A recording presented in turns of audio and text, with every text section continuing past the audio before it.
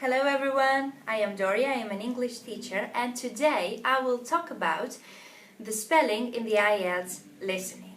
I have stressed many times how important spelling is for the IELTS exam, but in listening and in section 1 in particular, they may ask you to write down a name, surname, address, a telephone number, and all these kind of things. In this case, they're going to spell it out for you, so please don't worry about that.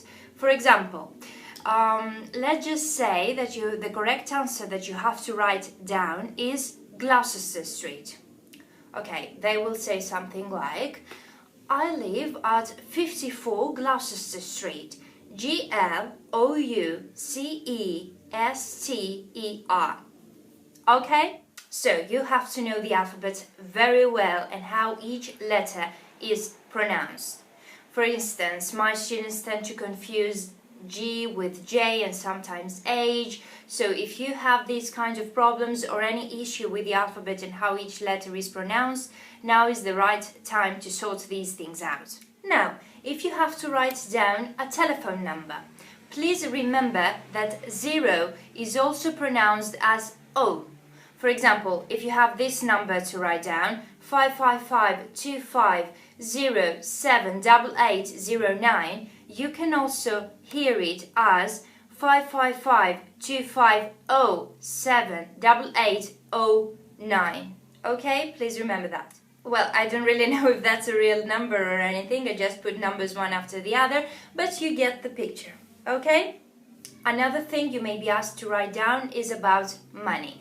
So if you hear a person say £8.45 or £8.45, you should probably write something like that.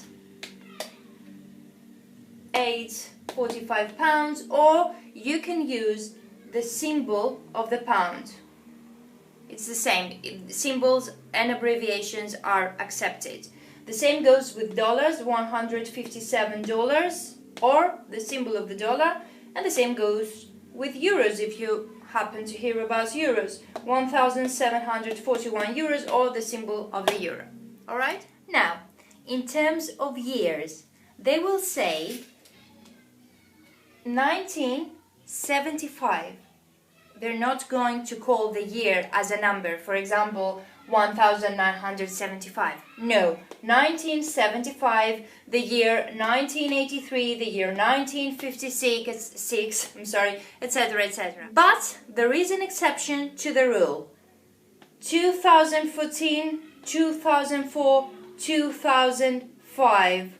All these years, from 2000 to 2000, whatever, they're called as a number. Okay?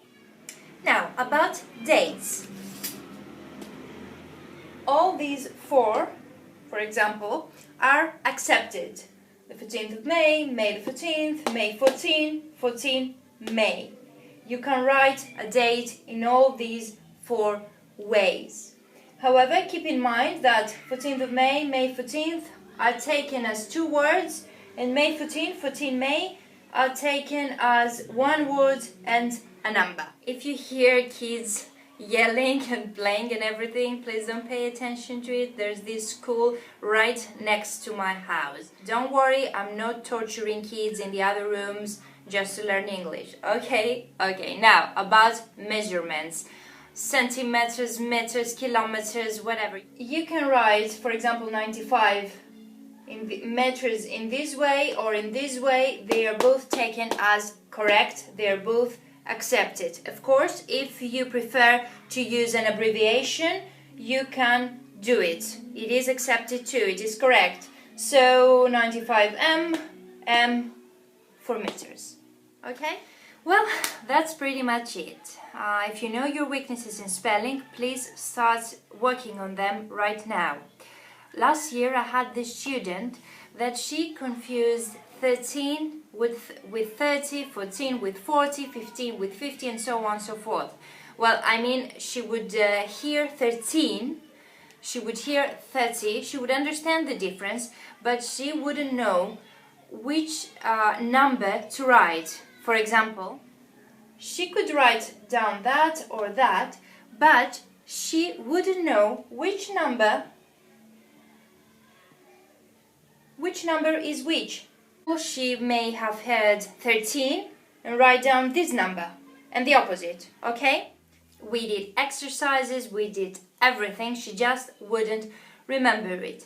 So one day I told her, okay, we have 15 and we have 50. You can understand the difference clearly, right? She said yes.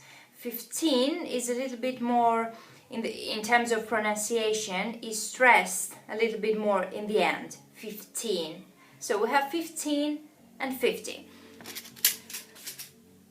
15, 50. Which is more likely, which number is more likely to be the correct number for each word here? So I told you, when we say 15, and that goes for 13, 14, 15, 16, 17, 18 and 19, these are the numbers that in terms of age they describe our teens. We say I am in my teens. So when I am 15, we can't write down this number here because this number is big. So we want the smaller number, 15. Okay?